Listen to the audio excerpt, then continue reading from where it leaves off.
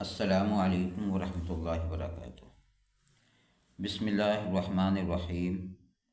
اسلامی تاریخ، رمضان کی فرضیت اور عید کی خوشی۔ کائنات کی سب سے بڑی مشینری۔ دو ہجری میں رمضان کے روزے فرض ہوئے۔ اسی سال صدقہ، فطرہ اور زکوٰۃ کا بھی حکم نازل ہوا۔ رمضان کے روزے سے پہلے عاشورہ کا روزہ رکھا جاتا تھا، لیکن یہ اختیاری تھا۔ جب رسول اللہ صلی اللہ علیہ وسلم مدینہ تشریف لائے تو دیکھا کہ اہل مدینہ سال میں 2 دن کھیل تماشوں کے ذریعے خوشیاں مناتے ہیں، تو آپ صلی اللہ علیہ وسلم نے ان سے دریافت فرمایا کہ ان 2 دنوں کی حقیقت کیا ہے؟ صحابہ رضی اللہ عنہ نے عرض کیا، ہم زمانہ جاہلیت میں ان 2 دنوں میں کھیل تماشا کرتے تھے۔ چنانچہ نبی کریم صلی اللہ علیہ وسلم نے فرمایا، اللہ تعالیٰ نے ان 2 دنوں کو بہتر دنوں سے بدل دیا ہے، وہ عید الاضحیٰ اور عید الفطر ہے۔ بالآخر 1 شوال 2 ہجری کو پہلی مرتبہ عید منائی۔ اللہ تعالیٰ نے عید کی خوشیاں اور مسرتیں مسلمانوں کے سر پر فتح اور عزت کا تاج رکھنے کے بعد عطا فرمائی۔ جب مسلمان اپنے گھروں سے نکل کر تکبیر و توحید اور تسبیح تمہید کی آوازیں بلند کرتے ہوئے میدان میں جا کر نماز ادا کر رہے تھے تو دل اللہ کی دی ہوئی نعمتوں سے بھرے ہوئے تھے۔ اسی جذبے شکر میں دوگانہ نماز میں ان کی پیشانی اللہ کے سامنے جھکی ہوئی تھی۔ اللہ کی قدرت۔ انسان اس کائنات کی سب سے بڑی مشینری ہے۔ اللہ تعالیٰ نے اس کو کس عجیب سانچے میں ڈھالا ہے۔ ایک نطفے سے تدریجی طور پر جمع ہوا خون بنایا، جمے ہوئے خون سے گوشت کا لوتھڑا بنایا، پھر ہڈیاں بنائی، پھر ایک ڈھانچہ تیار کیا، پھر اس میں سارے اعضاء، ناک، کان، آنکھیں، دل، دماغ، ہاتھ، پیر بہترین ترتیب سے فٹ کیے۔ یہ سارا نظام قدرت ایک چھوٹی سی اندھیری کوٹری میں چل رہا ہے۔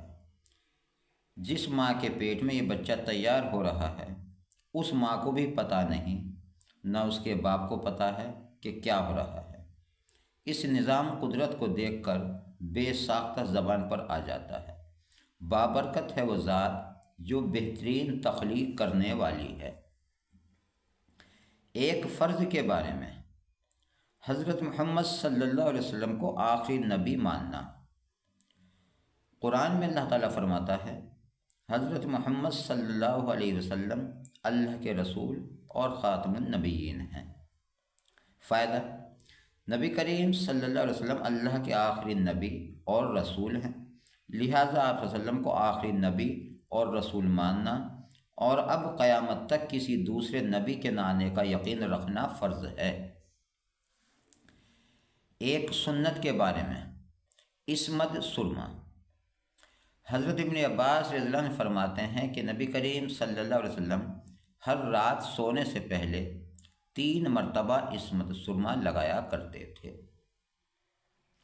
ایک اہم عمل کی فضیلت، عزت کی حفاظت کرنا۔ نبی کریم صلی اللہ علیہ وسلم نے فرمایا، جس نے پیٹھ پیچھے اپنے بھائی کی عزت کی حفاظت کی، اللہ تعالیٰ اپنی ذمہ داری سے اس کو جہنم کی آگ سے آزاد کر دے گا۔ ایک گناہ کے بارے میں، مومن کو ناحق قتل کرنے کی سزا۔ نبی کریم صلی اللہ علیہ وسلم نے فرمایا، ہر گناہ کے بارے میں اللہ سے امید ہے کہ وہ معاف کر دے گا، سوائے اس آدمی کے جو اللہ تعالیٰ کے ساتھ کسی کو شریک کرنے کی حالت میں مرا ہو، یا اس نے کسی مومن کو جان بوجھ کر قتل کیا۔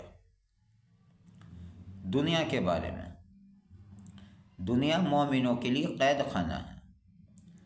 نبی کریم صلی اللہ علیہ وسلم نے فرمایا، دنیا مومن کے لیے قید خانہ اور خشک سالی ہے۔ جب وہ دنیا سے جاتا ہے تو قید خانے اور خشک سالی سے نکل جاتا ہے۔ آخرت کے بارے میں، قرآن میں اللہ تعالیٰ فرماتا ہے جو شخص جھٹلانے والے گمراہوں میں سے ہوگا تو کھولتے ہوئے گرم پانی سے اس کی مہمان نوازی ہوگی اور اسے دوزخ میں داخل کیا جائے گا۔ طب نبوی سے علاج۔ نبی کریم صلی اللہ علیہ وسلم نے قے یعنی الٹی، انگلش میں اس کو وومٹ کہتے ہیں، نبی کریم صلی اللہ علیہ وسلم نے قے وومٹ کی اور پھر وضو کیا۔ فائدہ: علامہ ابن قیم رحمۃ اللہ علیہ لکھتے ہیں قے سے معدے کی صفائی ہوتی ہے اور اس میں طاقت آتی ہے، آنکھوں کی روشنی تیز ہوتی ہے، سر کا بھاری پن ختم ہو جاتا ہے۔ اس کے علاوہ اور بھی بہت سے فوائد ہیں۔ قرآن کی نصیحت۔ قرآن میں اللہ تعالیٰ فرماتا ہے اے ایمان والو تم سب کے سب اللہ تعالیٰ سے توبہ کر لو تاکہ تم کامیاب ہو جاؤ۔ محترم حضرات، یہ تھی آج کی ہماری تعلیم۔ آپ کو کیسے لگی آپ ہمیں کمنٹس کر کے ضرور بتائیں۔ اسی طرح کی اور بھی مزید ویڈیو دیکھنے کے لیے آپ ہمارے چینل کو سبسکرائب کر کے بیل آئیکن دبا دیں تاکہ ان کے نوٹیفیکیشن آپ تک پہنچ سکیں، اور ہماری لانگ ویڈیو بھی ضرور دیکھا کریں۔ اللہ تبارک و تعالیٰ عمل کرنے کی توفیق عطا فرمائے۔